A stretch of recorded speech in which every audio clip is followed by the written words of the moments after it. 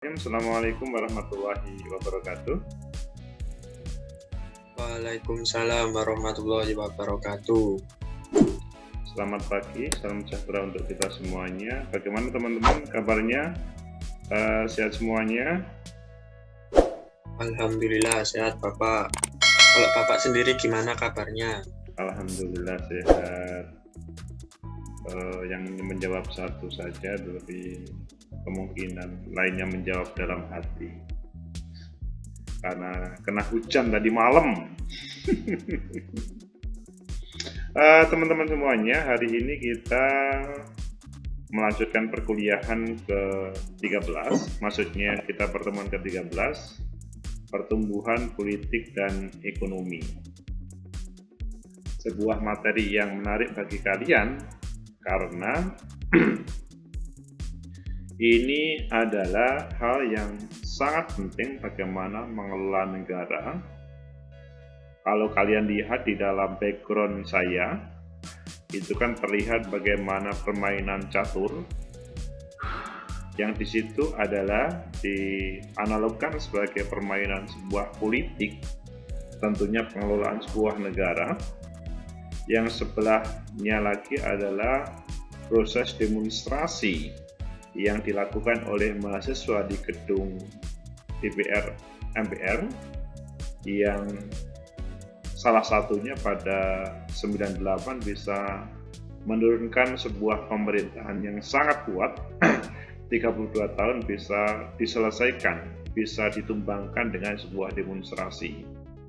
Hal yang sangat berbeda, main dengan otak yaitu catur, dan sebuah demonstrasi untuk menghadirkan, maksudnya mengganti sebuah kepemimpinan. Nah, di sini dua background itu dijadikan satu, ya sepintas untuk menjelaskan pada pertemuan ke-13 ini pengantar ilmu politik, pertumbuhan politik dan ekonomi. Karena kalau kalian lihat di dalam setiap perubahan perekonomian akan berakibat atau membawa dampak terhadap bagaimana perjalanan politik. Begitu juga sebaliknya. Maka dari itu, ayo kita lihat lagi konten yang kalian lihat tadi. Jadi sebelum perkuliahan tadi kalian semua melihat sebuah konten perkuliahan 30 menit. Dan ayo kita refresh sekitar 3-4 menit, sesudah itu nanti kita memperdalam materi.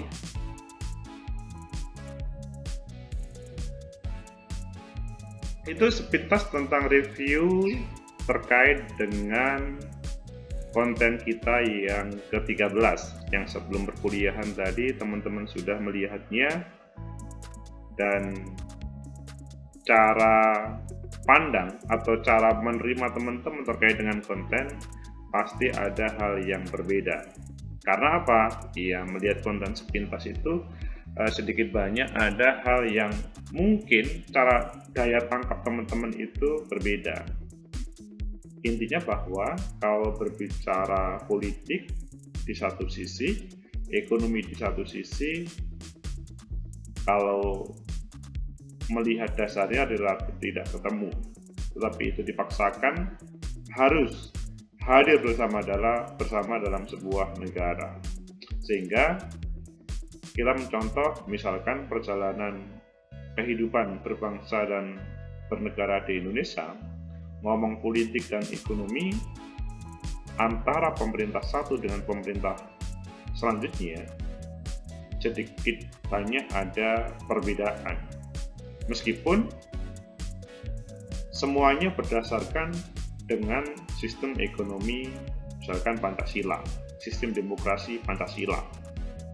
Tetapi dalam penerjemahan untuk bagaimana hal ini bisa dalam bahasanya mensejahterakan rakyat, mengakomodir kebutuhan-kebutuhan masyarakat, dan mengelola negara ini antara satu dengan lainnya berbeda. Kita masih ingat bagaimana pemerintahan Habibie yang lanjutan dari pemerintahan Orde Baru. Orde Baru itu 32 tahun, Pak Habibie adalah Menteri Ristek dan Teknologi, Riset dan Teknologi. Waktu itu yang dikembangkan adalah bagaimana menghadirkan pesawat terbang sebagai ikon teknologi yang tinggi. Dan pada waktu itu sudah beberapa negara yang sempat pesan ke negara kita, dan negara kita relatif famous kehadiran Pak Habibie tersebut. Selanjutnya ketika Pak Harto ditumbangkan seperti dalam gambar background saya, selanjutnya Pak Habibie mendapat amanah menjadi presiden sekitar 1 tahun. Kebijakan apa yang ditampilkan pada waktu Pak Harto masih dijalankan terkait dengan teknologi tersebut. Namun dalam perjalanannya, sesudah ganti pemerintahan, yaitu di bawah kepemimpinan Kiai Haji Abdurrahman Wahid, dikritik keras tentang bagaimana membangun negara dengan pola yang dihadirkan Pak Habibie. Dalam bahasa kritiknya itu yang mungkin sangat terkenal, untuk apa membangun teknologi yang ujung-ujungnya selanjutnya hanya untuk beli beras, digantikan beras. Lebih baik buat beras untuk teknologi. Intinya adalah antara kepemimpinan Presiden Pak Habibie dan Presiden Abdurrahman Wahid terkait dengan sebuah kebijakan politik dan ekonomi. Salah satu temanya adalah terkait dengan bagaimana menghadirkan teknologi digunakan sebagai alat kekuatan ekonomi, dan selanjutnya politik bisa lebih baik. Itu berbeda cara pandangnya. Lah, pada kesempatan ini kalian sebagai mahasiswa yang tentunya mempunyai masa depan dengan Indonesia ini, dan sesudah melewati pemerintahannya Bu Megawati, pemerintahannya Pak SBY dan Pak Jokowi, nanti pasti ada tema pertumbuhan politik dan ekonomi selanjutnya. Pada saat sekarang pun ketika pemerintahan Pak Jokowi juga ada banyak kritik, masukan terkait dengan pertumbuhan politik dan ekonomi ini. Tentunya dihubungkan dengan kesejahteraan rakyat, kemakmuran rakyat, dan selanjutnya. Untuk itu, silahkan kalian sebagai calon pewaris negara ini, sebagai calon pengelola negara ini, untuk misalkan bertanya terkait dengan hal ini yang ada di dalam konten tadi, ataupun yang ada di dalam realitas kehidupan. Bagaimana pertumbuhan politik dan ekonomi dalam materi kuliah pengantar ilmu politik sebagai bekal masa depan kalian. Silahkan.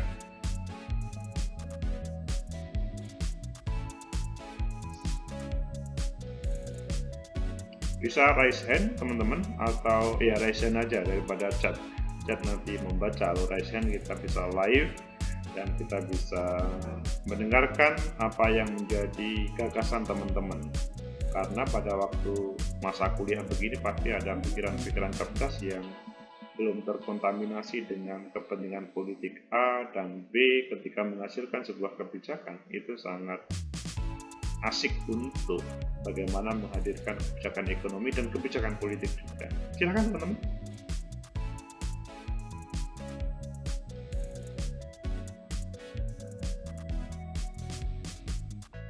Kelihatannya materi internet terlalu berat ya, atau mungkin teman-teman masih terlalu pagi sehingga belum cun begitu.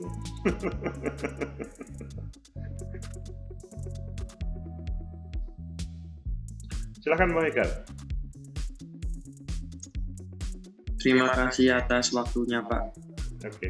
Sebelumnya suara saya terdengar, Pak. Oke, silakan. Bagus. Pertanyaan saya seperti ini, Pak.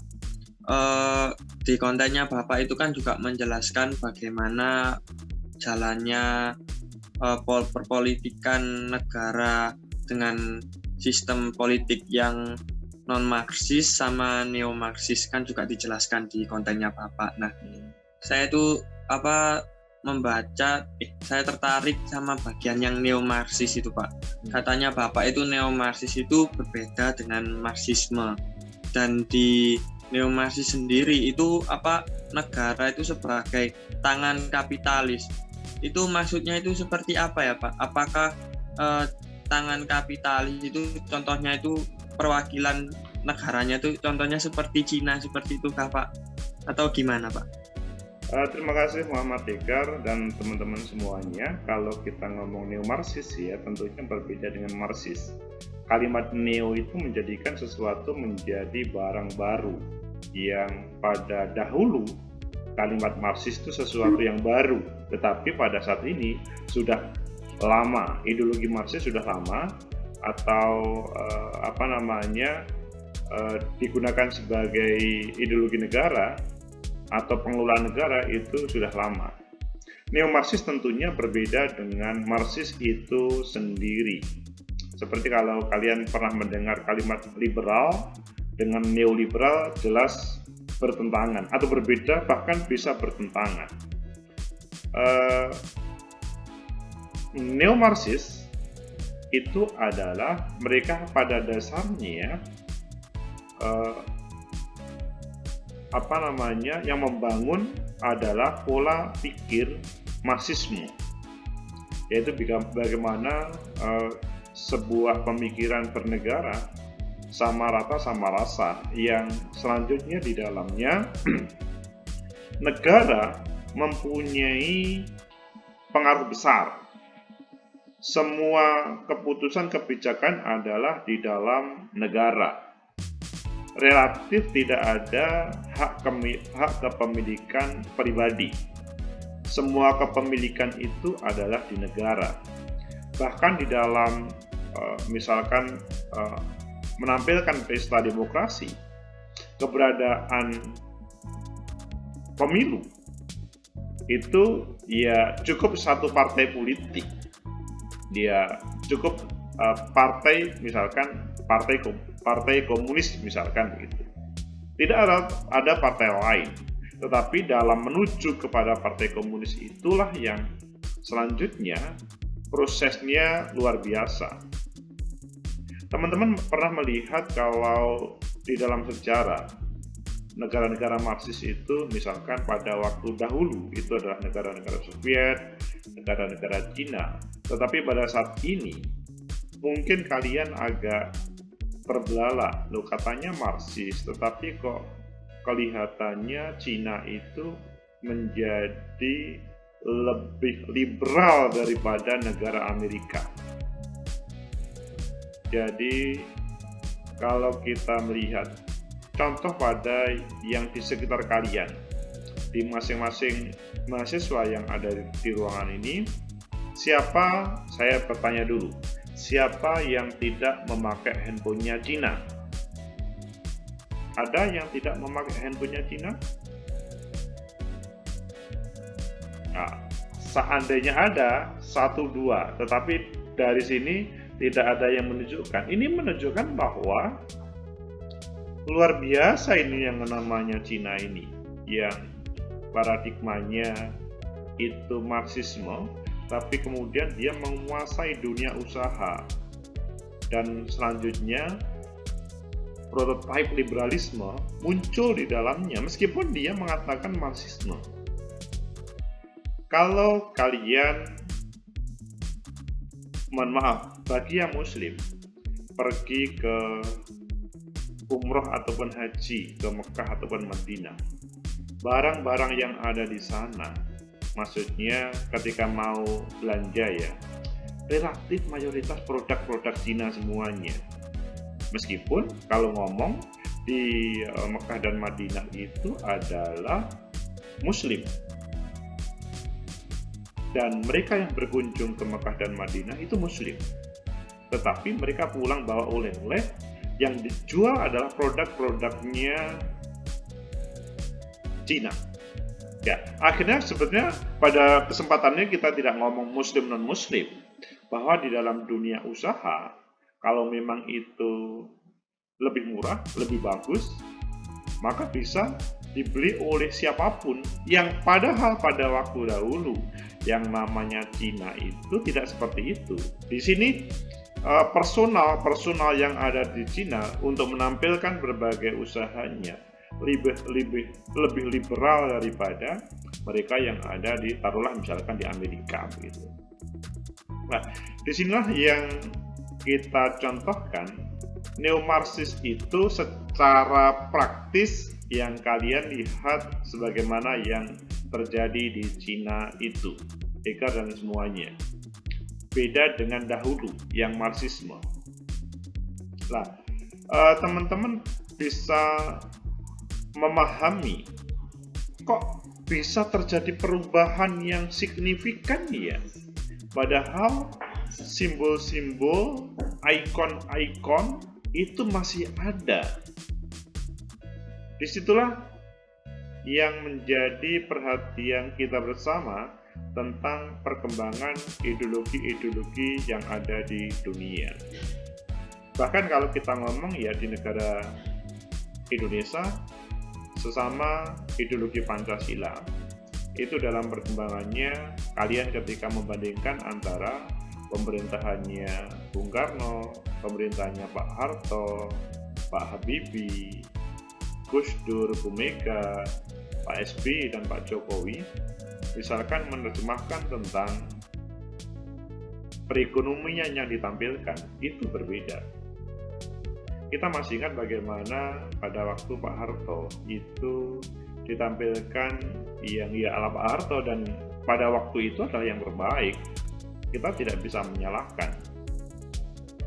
Begitu juga ketika pemerintahan Pak Jokowi ataupun pemerintahan Pak SBY ataupun lainnya.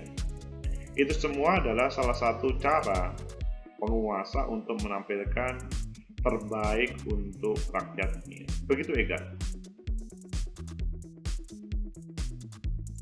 Ya Bapak, terima kasih. Oke, terima kasih. Silakan yang lainnya, kita berselayar terkait dengan pertumbuhan politik dan ekonomi.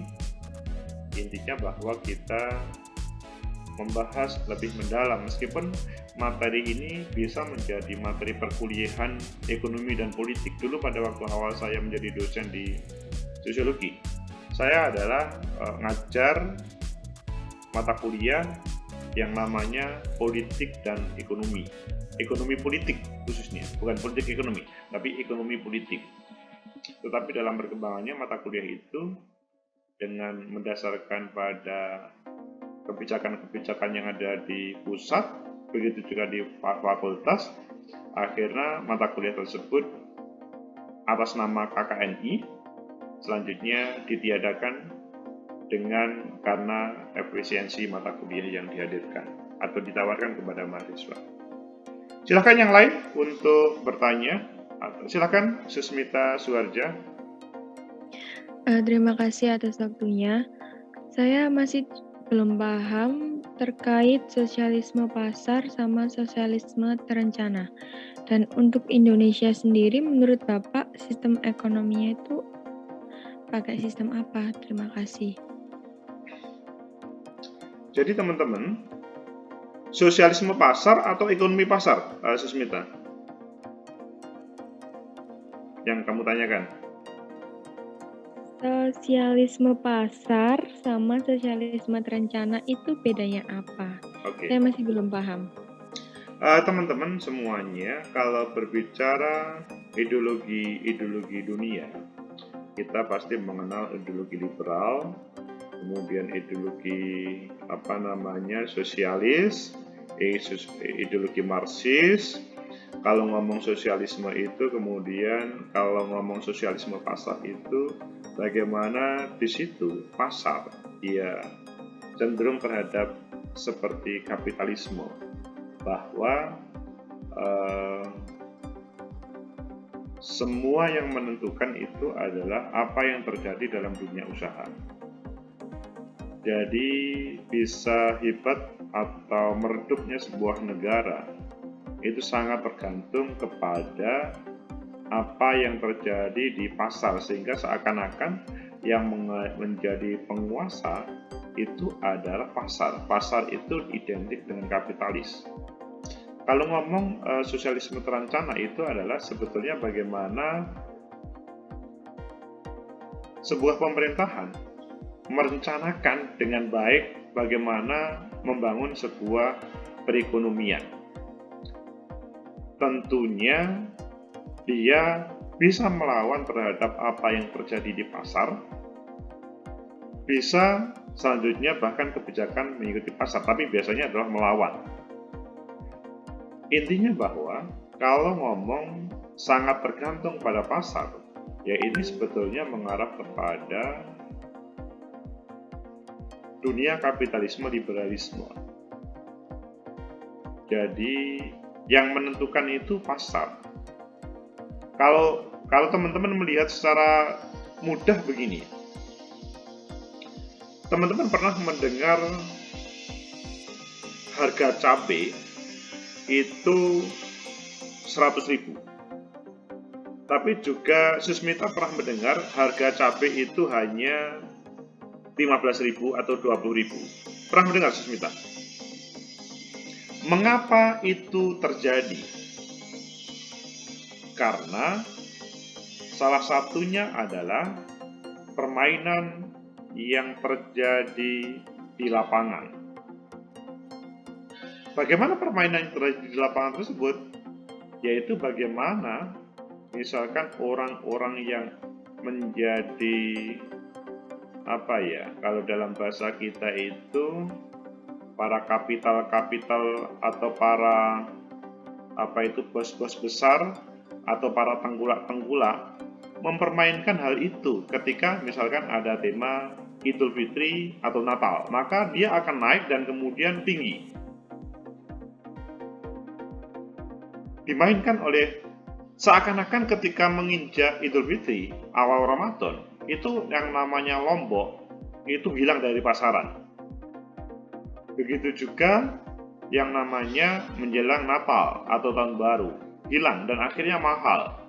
Ketika sudah harga naik, maka selanjutnya para tengkulak atau para bos besar, lomboknya yang disimpan dihadirkan. Nah, itu kan sangat ditentukan oleh beberapa gelintir yang sebetulnya bisa diantisipasi oleh negara, tentunya dengan yang terencana tersebut. Jadi, memang ada plus minus dalam pertumbuhan politik dan ekonomi ketika negara itu intervensi total terhadap bagaimana perkembangan ekonomi dan merencanakan, meniadakan para misalkan kapitalis itu, maka itu mungkin terjadi. Tetapi kalau menjadi absolut, bisa menjadi sebuah negara yang sangat marxis, negara yang tidak peduli terhadap pasar, semua ditentukan oleh negara. Pro dan kontra terkait dengan ideologi-ideologi dunia tersebut selalu hadir dan sampai hari ini tidak akan pernah selesai. Hanya plus minus gitu aja. Yang menjadi sasaran adalah rakyat yang sebetulnya kita ikut mana sih? Karena pada dasarnya ideologi dunia apapun itu ingin menampilkan terbaik untuk rakyatnya. Tetapi belum tentu rakyat bisa merespon secara positif atau bisa sejalan apa yang menjadi kebijakan tersebut. Apakah Susmita bisa menerima penjelasan tersebut? Ya Pak, bisa. Terima kasih ya Pak. Oke, baik. Terima kasih Susmita. Selanjutnya Anden Lauhanu.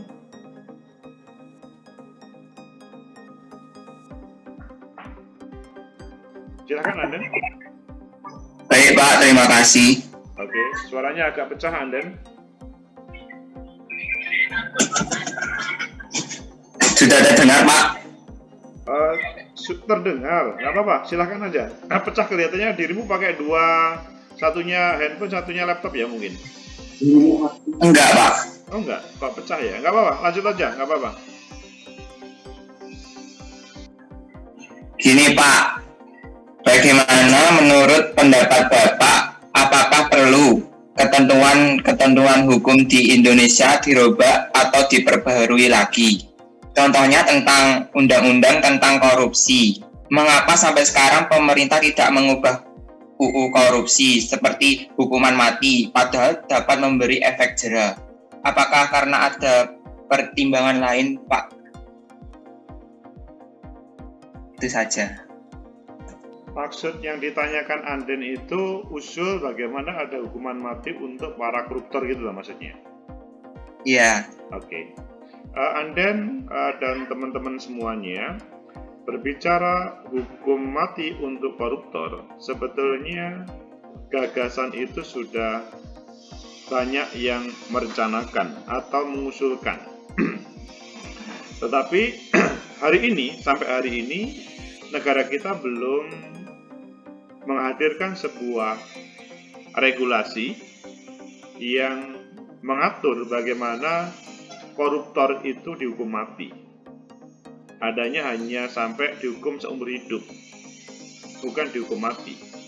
Salah satu tema yang menjadi dasar adalah hak asasi manusia. Pelanggaran HAM yang menjadi tema selanjutnya negara belum menghadirkan terkait dengan hukuman mati tersebut. Memang kalau kita merespon apa yang disampaikan Anden, hal itu kan bisa membuat efek jera terhadap seseorang kalau dia mau korupsi. Mungkin iya, tetapi mungkin tidak. Yang pasti bahwa kita melihat dari perjalanan mereka koruptor, taruhlah di Jawa Timur ya. Di Jawa Timur ini mulai kita ngomong semenjak ada kepala daerah langsung, mulai 2005 sampai sekarang, itu sudah ada berapa? 10 atau 15 kepala daerah yang sebetulnya sudah dipermalukan oleh proses media. Mereka dipermalukan, ditontonkan di pabrik.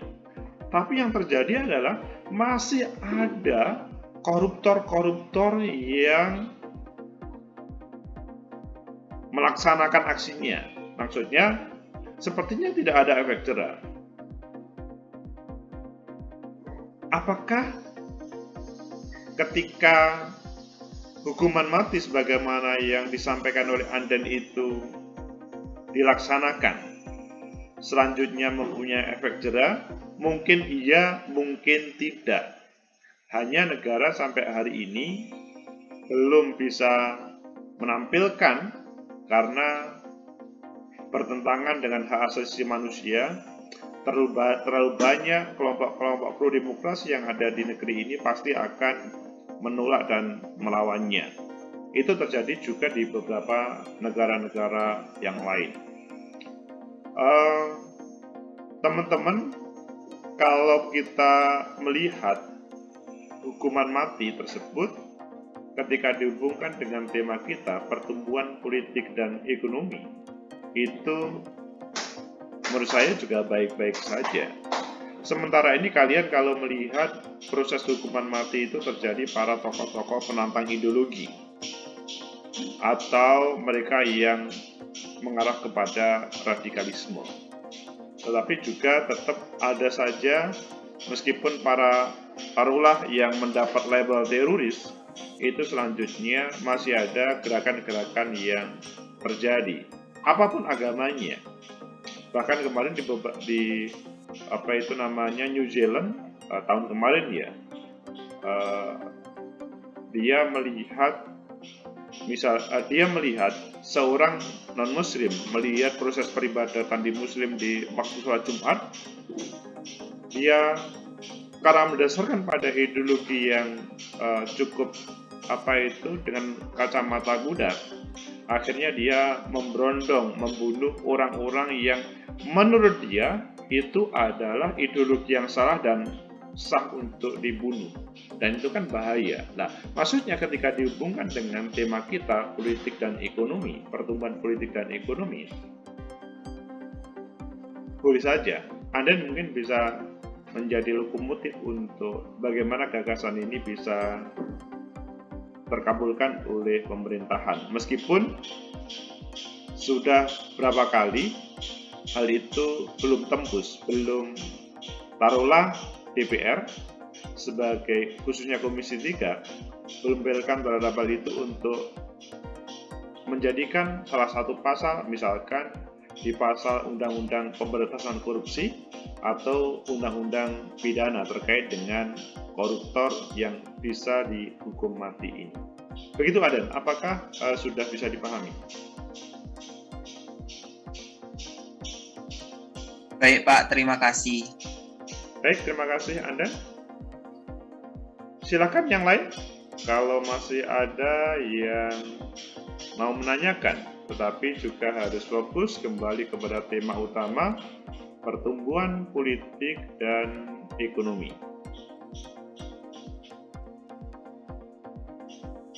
Teman-teman, ini waktunya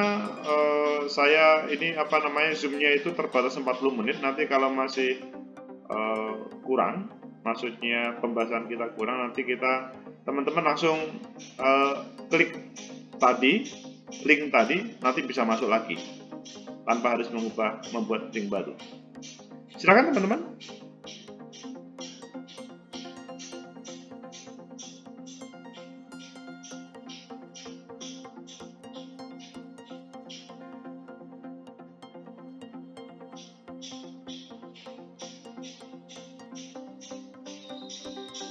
Ini waktunya sekalian kita habiskan, kemudian nanti kita ke link baru. Baru kita ngomong tentang bagaimana persiapan tema kita terkait dengan penulisan PKM.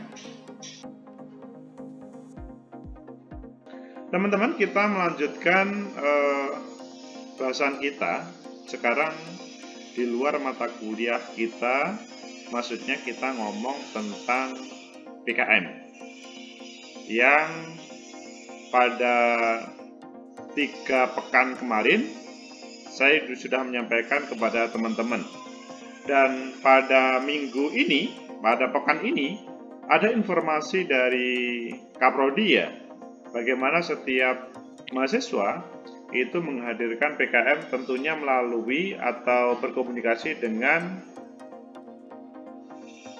DPA masing-masing. Apakah ada yang ditanyakan dari teman-teman tentang PKM? Silakan.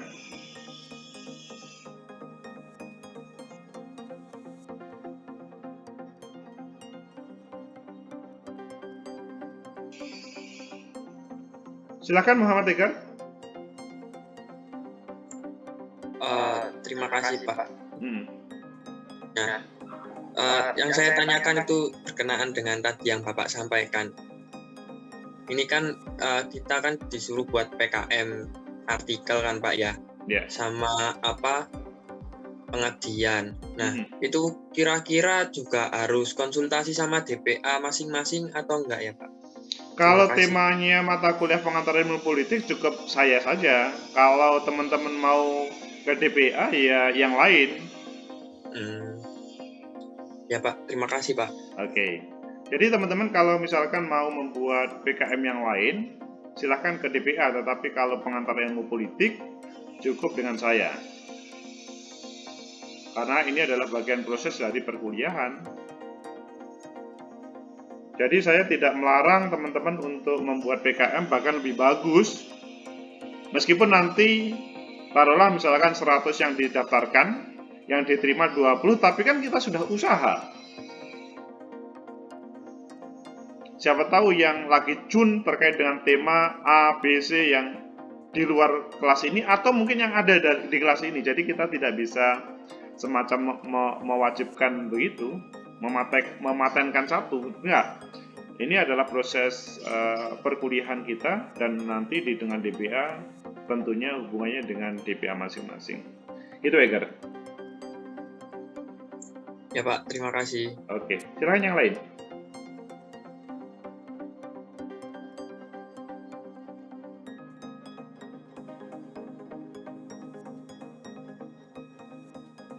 Ini sudah pertemuan ke-13, 14, 15 sudah selesai, 2 minggu lagi. Apakah teman-teman sudah berjalan? Widya Ayu, kamu sudah sampai mana perjalanannya? PKM-mu sudah sampai seberapa jauh? Masih bahas judulnya, Pak. Loh, kok masih judul? Judul itu kan sudah 3 minggu yang lalu. Ayo. Ini pelanggaran Widya Ayu ini. Mengapa kok baru membahas judul Widya Ayu? Kan ini kan satu kelompok, satu hasil kan, Pak. Jadi harus ulang gitu. Oke, ya masuk akal. Alasannya masuk akal. Sip. Oke, Widya Ayu, terima kasih. Segera diputuskan ya dengan hal itu. Selanjutnya saya ingin tahu bagaimana perkembangan miliknya kelompoknya. Zafran, bagaimana perkembangan milikmu?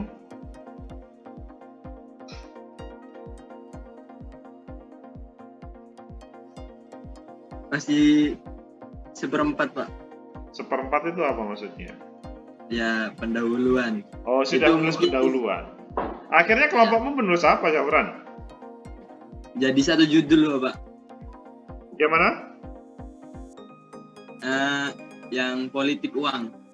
Oh, yang politik uang. Oke. Ya. Oke, bagus.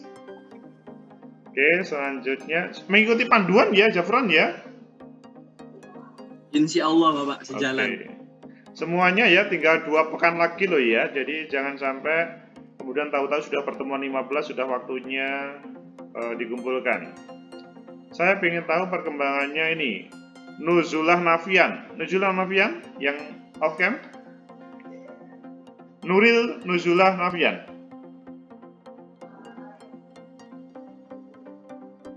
Iya, Bapak. Bagaimana perkembanganmu? Kameranya dinyalakan? Bentar, Pak.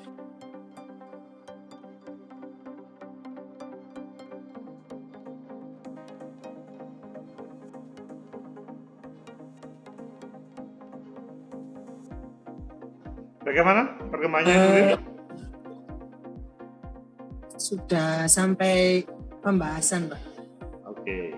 Mengangkat apa, Nuril?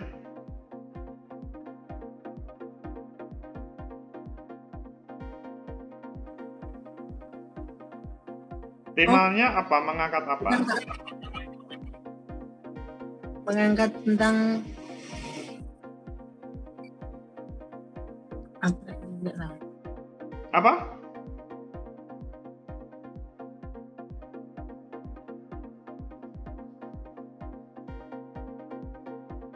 Masih pendahuluan, Pak. Oh, Maaf. masih. Nah, ya, mengangkat apa? Masih pendahuluan mengangkat apa temanya?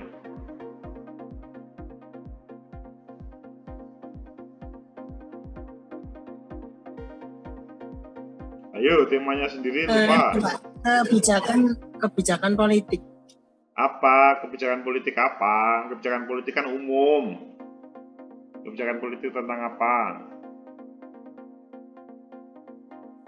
Kebijakan politik tentang penyelewengan pembangunan.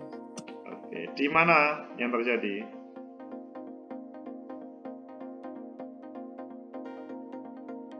Gimana, Bapak? Tempatnya di mana? Lokasinya di mana? Oh, di Gresik, Pak. Oke, Nuril, semoga segera terurai ya. Ada permasalahan, Nuril? Enggak, Pak. Alhamdulillah. Oke, terima kasih. Saya bertanya lagi, satu lagi. Kepada Sylvia Sivana Firdaus. Silakan, kameranya dinyalakan, Sylvia.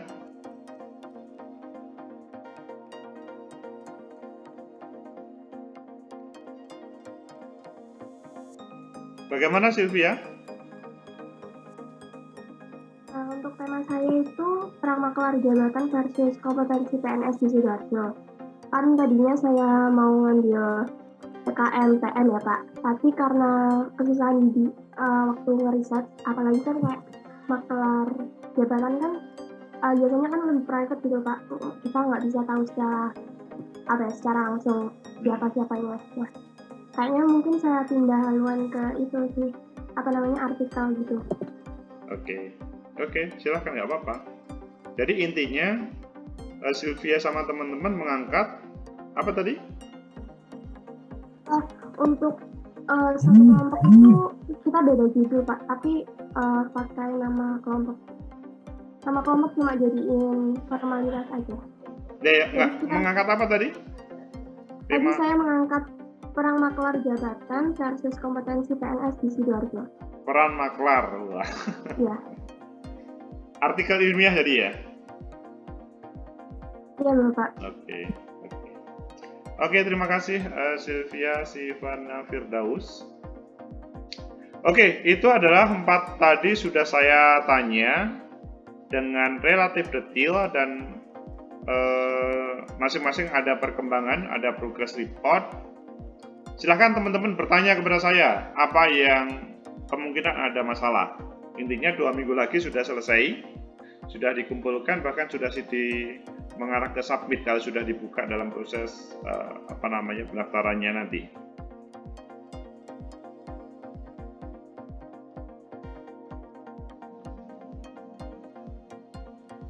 Kalau tidak ada pertanyaan, tentunya teman-teman sudah paham semua dong. Ya? Oke. Oke, silakan Susmita. Enggak sih Pak, lebih tepatnya belum ada pertanyaan. Belum muncul gitu. Lebih tepatnya belum ada pertanyaan. Karena gini Susmita dan teman-teman, lebih baik kita selesaikan semua tema itu di ruangan kelas begini, bukan misalkan WA atau chat saya masing-masing. Karena kalau chat saya masing-masing yang tahu kan dirinya sendiri. Kalau saya pengen misalkan Sylvia bertanya, maka yang lain juga mendengarkan. Sehingga Sinta tahu permasalahannya yang mungkin akan terjadi miliknya, Lydia juga tahu, Zafran juga tahu, sehingga tidak dimiliki sendiri informasi tersebut. Kalau misalkan dari satu kelas langsung chat saya kan juga berat untuk menjawab kan, tapi cukup satu orang bertanya kemudian untuk semuanya. Maka dari itu saya memberikan kesempatan kepada teman-teman untuk bertanya terkait dengan hal itu.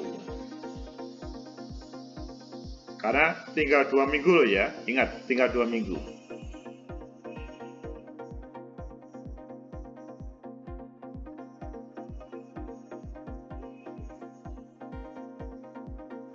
Oke, sementara cukup kalau misalkan tidak ada pertanyaan. Saya yakin kalian sudah mendapatkan modal dari Pak Kaprodi tentang bahan-bahan. Begitu juga dari proses PKKMB kemarin, kalian sudah mendapat materi. Intinya teman-teman, PKM yang dari mata kuliah pengantar ilmu politik tetap berjalan. Meskipun kalian diberi tugas untuk membuat PKM dengan berkonsultasi pada DPA. Yang pengantar ilmu politik cukup dengan saya sebagai pengampu, kalau DPA dengan DPA. Harus berbeda, tidak boleh satu, karena itu adalah hal yang berbeda. Terima kasih. Kalau sudah paham semuanya, akhirnya, masih ada pertanyaan. Cornelia Julin, silakan. Ya Bapak, maaf sebelumnya saya izin off cam, soalnya sinyalnya lagi jelek Bapak, takut terpental. Oke, silakan. Saya ingin bertanya itu yang di pedoman PKM maksimal kalau artikel itu apa benar 15 halaman Bapak? Coba dilihat lagi prinsipnya di pedoman itu yang kita ikuti. Memang setiap aturan ada ada pedoman masing-masing, ada aturan-aturan yang selanjutnya ketika kekurangan atau kelebihan itu menjadikan apa yang menjadi tugas kita itu tercoret pertama. Jadi misalkan ya, artikel ilmiah kita bagus, tetapi pedomannya maksimal 15 halaman. Sungguh artikel kita penelitian murni bagus, tapi ketika kita 16 halaman, belum diapa-apain sudah dicoret. Jadi ikuti pedoman yang sebenarnya. Gitu Cornelia Julin.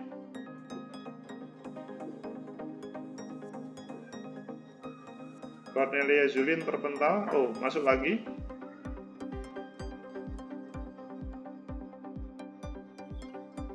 Sinta Ayu silakan. Bapak.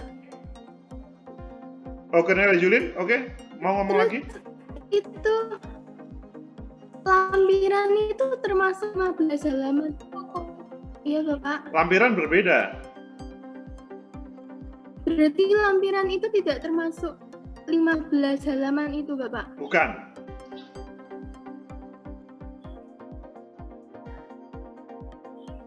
Sifatnya lampiran. Bisa-bisa lampirannya 100 halaman sendiri nanti. Gitu Cornelia Julin? Berarti 15 halaman itu tidak dihitung lampirannya? Tidak dihitung. Iya. Iya, baik Bapak, terima kasih. Oke. Cinta Ayu silakan. Terima kasih Pak. Mau bertanya Pak, untuk pengumpulannya itu kan langsung disubmit di web PKM-nya ya Pak? Iya, Nah nanti itu kita gini, pada waktu pertemuan ke-15 kita akan bedah satu persatu dan tentunya memang yang paling dasar adalah disubmit di PKM kita masing-masing nanti. Nah, Cinta Ayu gimana? itu kita berarti perlu ngumpulin ke Bapak dulu atau langsung aja kita submit ke web PKM-nya? Yang paling asik itu Cinta Ayu dan semuanya ya, ini berlaku untuk kelas B, kelas A dan kelas C ya. Nanti kelas A sama kelas C kan melihat dari konten ini terkait dengan proses penulisan. Nah, maka lebih baik sebelum kita submit itu bagaimana kita bersama melihat, maksudnya mengkoreksi milik temennya, saling koreksi. Jadi kemungkinan pada pertemuan 15 itu sesudah itu ada kita saling koreksi. Seperti pada waktu saya memberikan tugas, nomor absen di atasnya dikoreksi nomor absen di bawahnya, apakah sudah benar atau belum pernyataannya tersebut. Nah, begitu juga nanti dalam prosesnya sebelum kita submit. Gitu Cinta Ayu ya. Iya Pak. Terus nanti itu ada seperti ngasih bukti ke Bapak nggak Pak? Perlu ngasih bukti ke ini Pak, saya sudah submit di web PKM-nya begitu Pak? Ya iyalah, itu kan sebuah nanti dikumpulkan ke PC. Di SS gitu ya Pak? Betul, di SS dan nanti ada apa itu namanya papernya AI kan, yang kemudian ditunjukkan ke kita. Baik Pak, terima kasih Pak. Oke, terima kasih Mbak Ayu. Cornelia Julin, mau nambah lagi? Iya Bapak, izin bertanya lagi. Silakan. Berarti itu deadline-nya terakhir pengumpulannya kapan Bapak? Terakhir. Kalau menurut Kaprodimu kapan? Sebentar sebelum kita ngomong perkuliahan, Kaprodimu kapan mengumpulkan?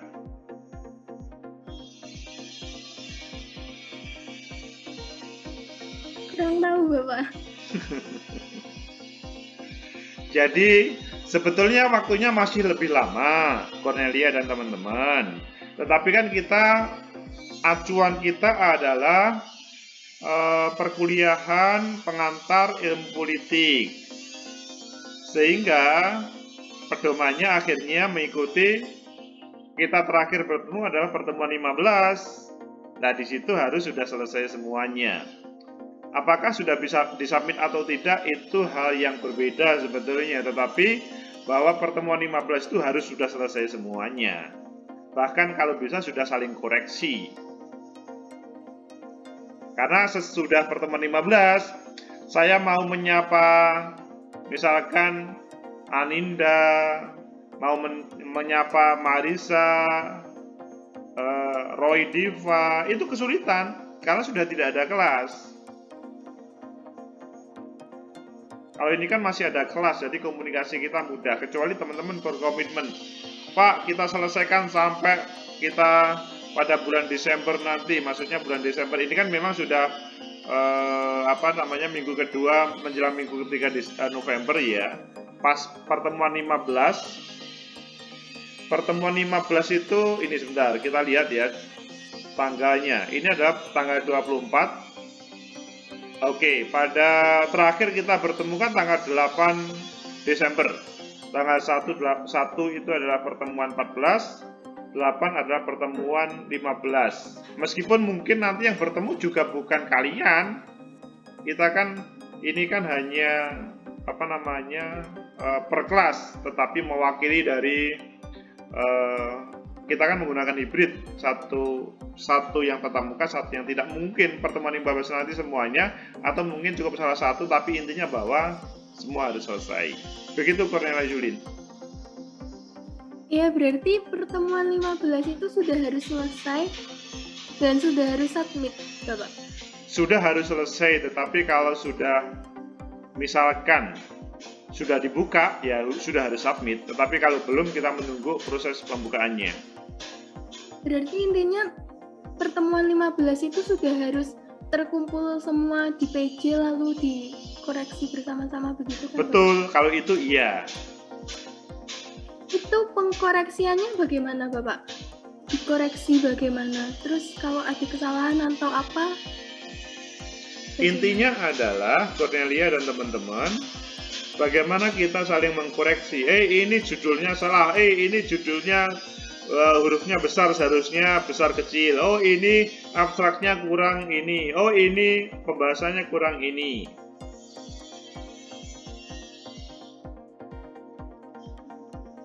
Nanti ada proses bagaimana kita pada pertemuan 15 mungkin spesial untuk koreksi ini saya.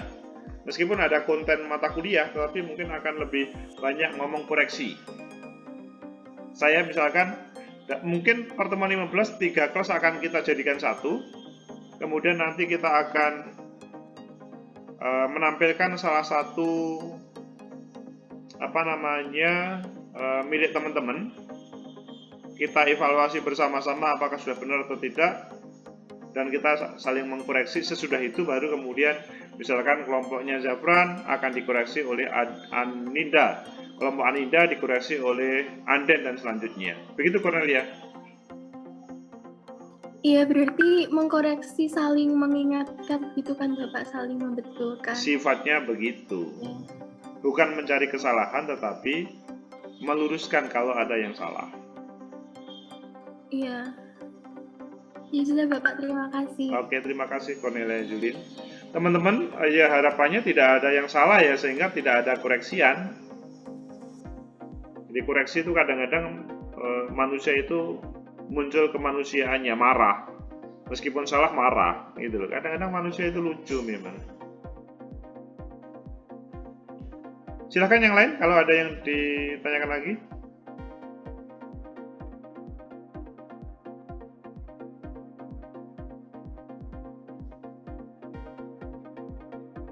Sudah paham semuanya ya?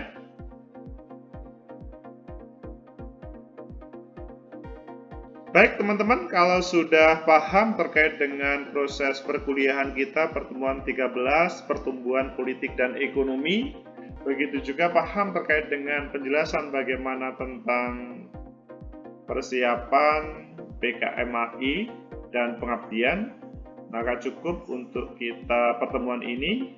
Semoga bermanfaat. Dan ini digunakan untuk kelas A, B, dan C. Sehingga semuanya mengikuti meskipun secara formal mereka tidak ada di ruangan Zoom ini. Terima kasih. Billahi taufiq wal hidayah. Assalamualaikum warahmatullahi wabarakatuh. Waalaikumsalam warahmatullahi wabarakatuh. Terima kasih Bapak. Terima kasih Bapak. Sama-sama. Terima kasih Bapak.